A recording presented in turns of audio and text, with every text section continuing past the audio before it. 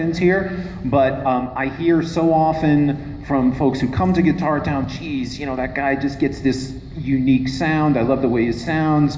What is it he plays? I want each of you to talk a little bit about maybe, the guitar you have in your hands, because I know everybody plays 1,000, but tell me a little bit about the guitar you're playing today, and a little bit about how you've thought about tone, how you've developed your tone, what you think is most important to tone. Stick. They're all looking at me like, don't ask me first, man. Sorry. Well, I wonder if I should really just ask Robin and have him just tell us everything that we need to know. But in my humble opinion, I have a background in classical music. I did a master's degree in classical guitar and played classical guitar for a very long time. And what that really taught me is that when you sit with an acoustic instrument for hours and hours every day, you learn how to listen in a different manner. And that sort of changed my entire perspective on how I approach tone on electric guitar, and there's this whole philosophy on how the hands work and how to operate the machinery to get the most out of the instrument. That has been, at least for me, a big part of my entire life, is trying to get to the bottom of creating tone at an acoustic level. So this guitar here is just a standard Strat that I've had for a number of years. It's a really good instrument, but what I come to realize, and what I'm sure when you listen to any of these legends down the line here, is that regardless of which guitar they play through or which amp they sound like, they all have their own personal touch. So I guess the gear is a part of the reason why people sound the way they do, but once you start understanding or doing research on how the hands work and how to maximize, the science of producing sound, then I think you'll be way better off than going down a path of just buying gear or checking out gear, in my opinion. Yeah. But, okay, so I'm not going to go down the line individually here. So, John, you work in so many different formats. Is there something consistent to your thinking about tone? Well, I always want the tone to be clear, but also kind of full, a little bit fat, but with not too much bottom end, not woofy, but full, and then clear with a nice top end. One of the tricks I think with playing electric guitar is that it's probably going to be loud, right? It's just going to be loud, most likely, and the treble can be really hurtful to your ears. So to get a bright and clean and sweet tone without it being like ice pick through your ear, I kind of learned about tone in, I also grew up playing classical music and other instruments, the clarinet and bassoon and the piano and such, and so I was listening to intonation and tone and different things like that before I ever played the guitar, and I think those things just transferred. But electric guitar is such a different thing to get tone with, because there's all these components, the strings and the pickups and the type of guitar and the bridge and the material that the bridge saddles are made of, and the cable even, and then what pedals you might have, and the amp itself and the speakers that are in the amp and all those things. Every little part, it makes your overall sound. So when I was really young, I think the first kind of good amp I had was a Standell Solid State 210. I hated it. It just was like horrible sounding. And I grew up in Southern California, so there was a lot of Fenders around, but I never had one of those, but they would always be where a lot of times they'd be provided. And a lot of people love twin reverbs, but I would plug in and I would move the knobs, and I was like, it never would sound like I liked. And it took me a number of years before I found a Vox AC30, because they were not around that much then. Mm-hmm. And when I finally found one and played it, I went, I like that. That's the sound that I like. I don't know why, but I learned after a while, why. It was a certain type of tubes in there, a certain circuit design, the type of speakers. I realize now that I like Alnico magnets in everything. I like Alnico magnets in speakers, as opposed to ceramic. Amen. Because they have to my ears, they have a sweeter sound. Amen. So Then pickups have magnets too, so I like Alico magnets in those. So I just learned over the years what I liked, and there was sort of a pattern to things that I liked. And let's not forget that you had a coat made out of a Vox AC30 grill cloth. I did. Yes, he did. Let's not forget that. I liked it that much. I know. I wanted to wear the tone, but it was just sort of a trial and error thing. And, you know, I didn't know about all these things. It was just like, you know, oh, okay, this amp sounds good. It'll probably sound even better with these more expensive speakers. Right. And I go, oh no, it sounds shit now. What were those speakers before, you know? Right. So that's kind of how I came to it, and you know. I mean, it's somewhat. I mean, yes, it's definitely somewhat trial and error. There's no question. Now But there's a lot more literature and stuff out there. Sure. You know, there's magazines that'll get as geeky as we want to get, like Tone Quest. yes, You know? that's as geeky as you want to They're get. yeah, there's really geeky about tone, you know, Yeah. and gear.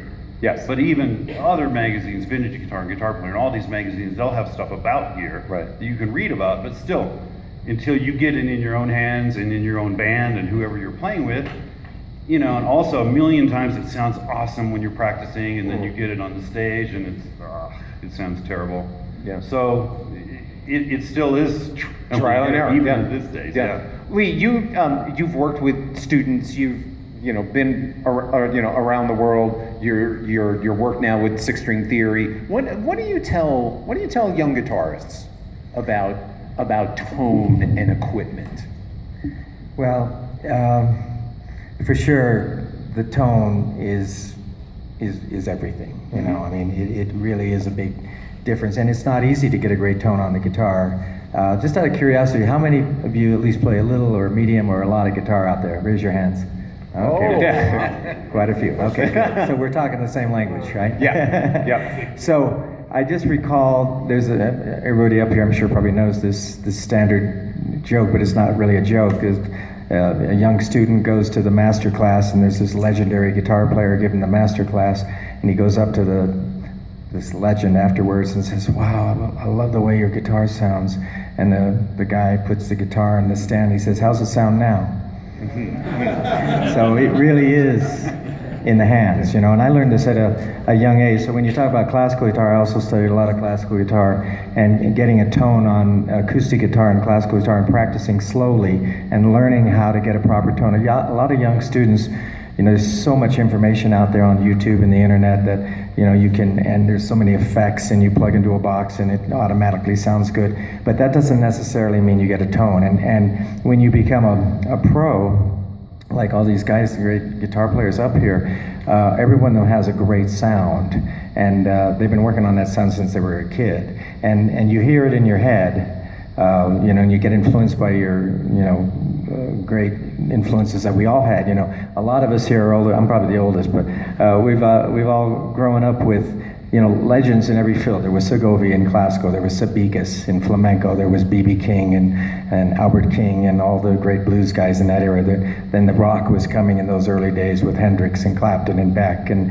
then there was Wes Montgomery and Jim Hall and Kenny Burrell and Joe Pass, and you know, just every field had incredible guitar players. You know, B.B. King was in his prime. You know, it was just ridiculous. So every one of those guys had great tones. So when I was 12 years old, my dad bought me a Wes Montgomery record, and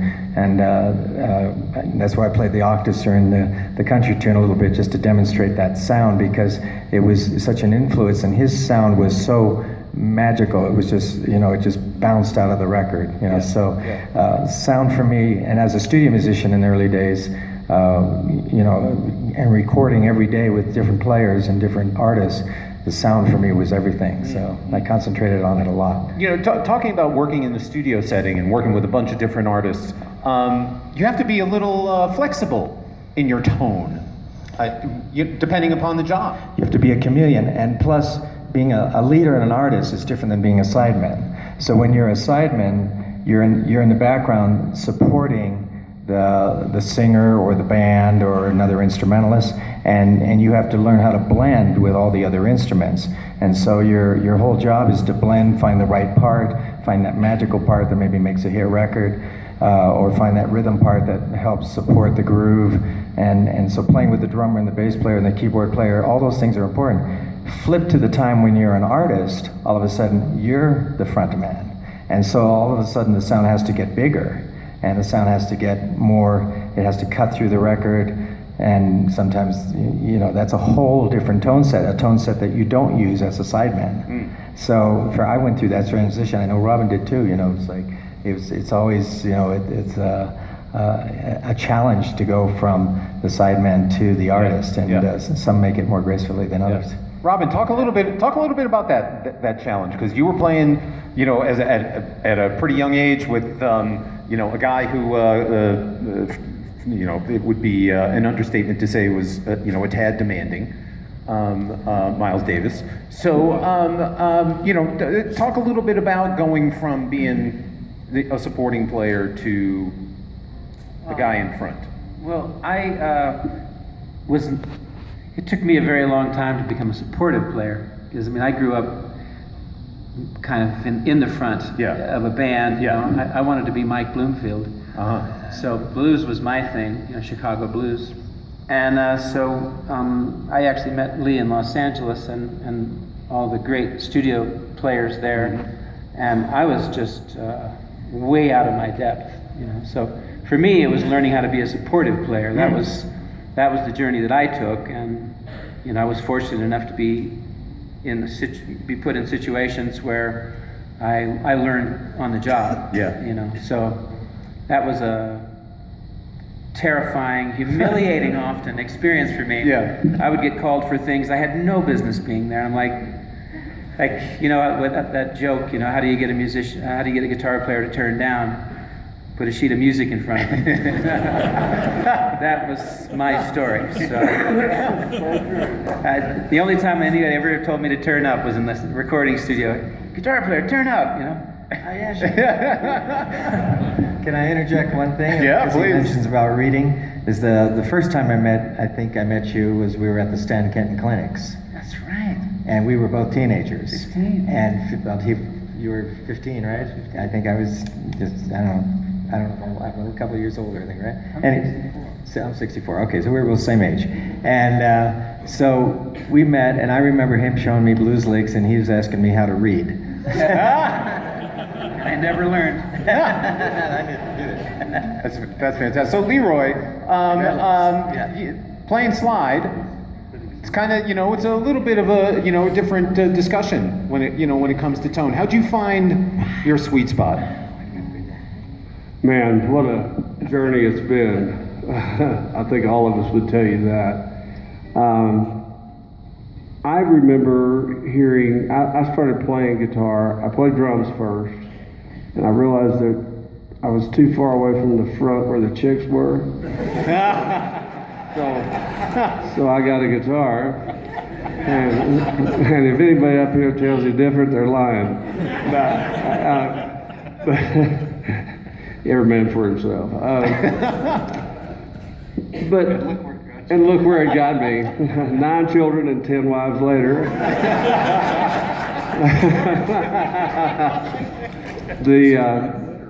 But I remember I was listening. A friend of mine had a car, and he too was a musician, and he had an 8-track tape player, and he popped it. And we were just driving around drinking beer like we're not supposed to, and he popped in an 8-track, and it was Allman Brothers at Fillmore East, and I heard, amen. Hello. And I heard Statesboro Blues. I heard Dwayne Allman playing slide, although I didn't know what it was. And I said, stop. Yanked the thing out. I said, who is that? What is he doing? And he explained to me it was slide. So I went home and I got a bottle and I did all, what I had to do. And I sat down with my record player for I'm still doing it. But really, it took me a long time to figure out that I needed to use my fingers instead of a pick. And it's almost like a banjo technique, but I didn't realize I was muting with my right hand when I started doing it. And it started becoming really obvious that skin on playing guitar is very important. I mean, it's if you've got glass or metal in your left hand and plastic picking in your right, you're completely isolated from your instrument. Yeah. Yeah. So that touch, now I believe this may be hitting on something we're talking about tone. Touch is everything to me. Yeah. I mean, everything everybody said is all true, and your instrument, your rig, your pedals, your amp, whatever. But I swear to goodness, I can play through John's amp, I'm still gonna sound like me. Yeah. Can you give us a sense of that? Give us a sense of your. Well, I hope I can do this. These things scare the hell out of me, you know, these claims. But You're among friends. yeah. See, that is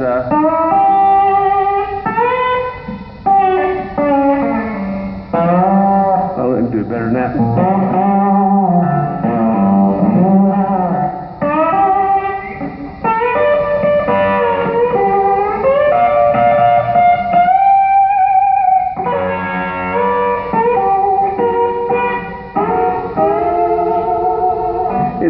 It's this. You know, it's this too, but and then oftentimes I'll pull it sharp just at the end to create some tension. Pull it flat to release the tension. All the way down to a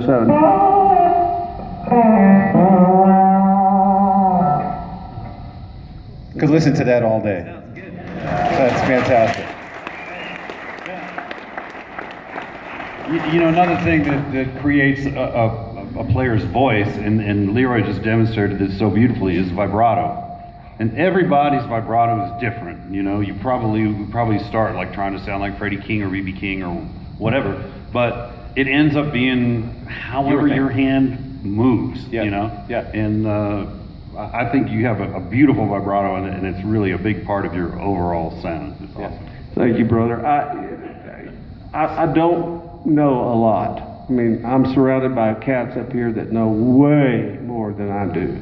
In Guitar Army, I feel like, how in the hell am I going to step up to Robin and to Joe? But you know, the deal is we're all unique. You got a little something that God put inside of you, and it's your job to mine it out and relax and let it happen. Yeah. So I'm going to go to Joe. Yeah. And being that and don't anybody take this the wrong way. So Joe is a little bit younger. Can we say that? Can we say that fairly? I'm going to say Joe's better than all you other guys. Don't take it the wrong way. I never said that. I never said that. But given that you are coming along at a time when there is so much information out there, there's, you know, every manner of, whether it's online, you know, podcasts, you name it, people telling you what to do, what to buy, how to play. As you were learning, you know, how did you filter all that and come to your own thing? Well, I had a few kind of important mentors when I was starting to play the guitar, and you know, growing up in Australia, you didn't have access to like a guitar center up the street. You know, I had to literally drive 5 hours to buy my first guitar. I remember that in Sydney, and yeah, one of my kind of mentors told me that a good musician can make anything sound good. So when I was younger, I was always trying to get a good sound with my little solid state Marshall and my Fender Strato, my borrowed El Cheapo Les Paul, and yeah, I think just trying to get a good sound out of whatever gear you have is really important. You know, I don't think it's about gear; it's more in your hands. You know, any one of these players can play any guitar and kind of get a sound.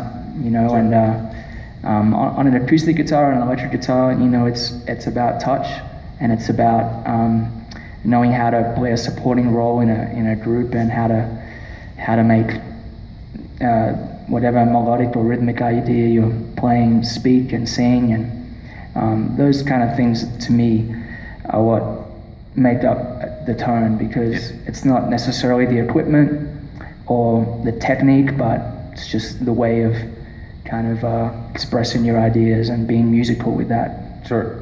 So, Red, you are sort of well associated with a particular guitar, the Fender Tele, the Tele.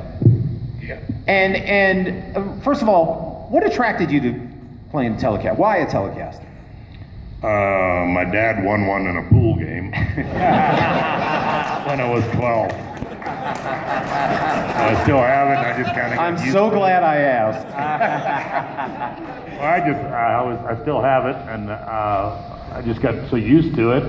Anything else felt foreign, Yeah. and it was an Esquire, and when I was 14, I got a screwdriver and a hammer, and I put a Charlie Christian pickup in the neck because I thought I could sound like the rock guys playing blues with that in the neck, because it didn't have a pickup. All I had was the one little cheapy little sound, So Yeah. I did that to it, and I thought I could get more variety in sound out of a two pickup guitar, like all the guys that had two pickup guitars were using, and getting better sound. So I did that to the guitar. But as far as being stuck with it, it's that simple. That was my first one, other than a little harmony acoustic before that. But, Yeah. So I just stuck with it, and it was like, why change horses? And Mark, so yeah, I saw you nodding your head as Leroy was talking about getting your fingers in that, that connection with the guitar. What resonated with you about that?